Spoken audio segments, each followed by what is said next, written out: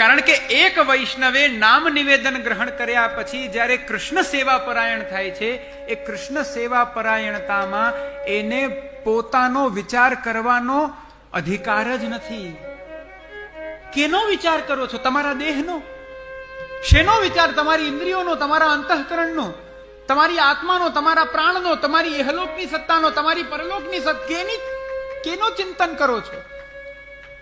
આ બધું કેટલા દિવસ પહેલા તમે હાથમાં દલ લઈને જે શ્રી મહાપ્રભુજીએ બોલાવ્યું ને તમે બોલ્યા ને, એ સમયે આ બધું પ્રભુને આપી દીધું છે. તમારી પાસે કાંઈ નથી, આપણી પાસે કાંઈ જ નથી. ખાલી છીએ, આપણે શૂન્ય છીએ. જે આપણું જ નથી એનું આપણે ચિંતન શા માટે કરીએ? તમારો દેહ તમે ભગવાનને સમર્પિત કર્યો, તમારી ઇન્દ્રિય તમે પ્રભુને સમર્પિત કરી, તમારું અંતઃકરણ, પ્રાણ, ઇહલોક પરલોકની સત્તા, આ સર્વ કાંઈ તમે પ્રભુને સમર્પિત કર્યું. હવે તમારી પાસે રહ્યું શું? તમે પણ પોતે પ્રભુને સમર્પિત થયા.